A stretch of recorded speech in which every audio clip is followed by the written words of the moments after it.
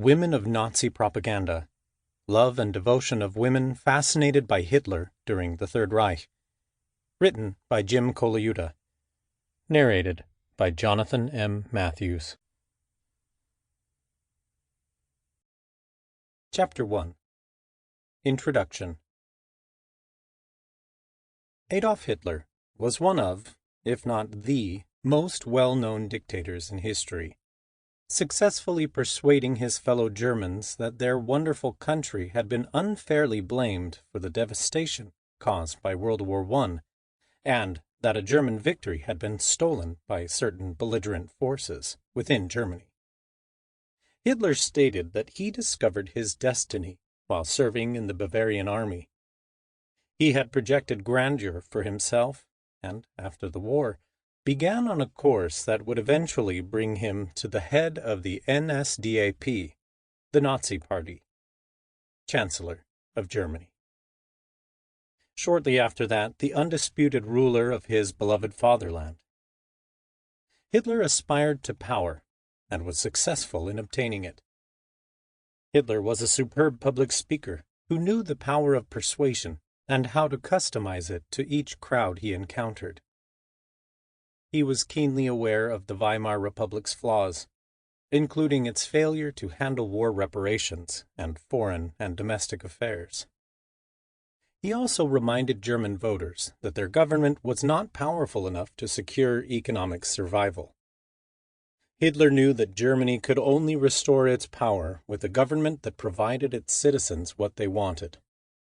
He also realized that the upper class's support, including financial support, to achieve those goals would give the Nazi cause further power and legitimacy. It should be remembered that many women took Hitler under their wings, teaching him correct etiquette, lavishing him with expensive gifts, including a villa, and encouraging their husbands and other powerful people to support him. Hitler may have provided an interesting, intriguing, and novel method for these ladies to celebrate their oppressed country. They went out of their way to help. Hitler was a superb manipulator, and given his old-fashioned views, he may have used the old stereotype of the weak female to win adherents. The three gracious exceptions were Magda Goebbels, Leni Riefenstahl, and Winifred Wagner.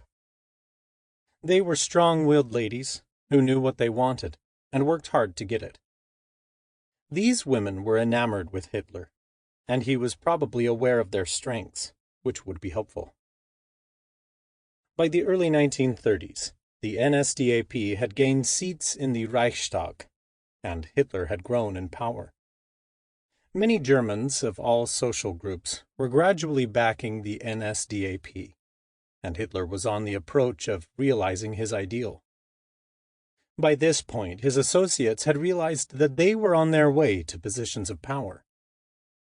When Hitler became Chancellor, Joseph Goebbels was appointed to head the newly founded Ministry of Propaganda and Public Enlightenment. He cherished power over all channels of communication in Germany.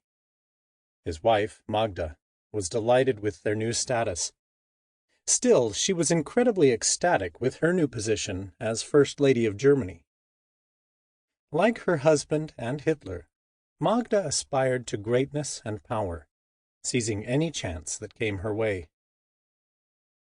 Magda was an outspoken supporter of Hitler and his message. She was also well-spoken and well-versed in social affairs.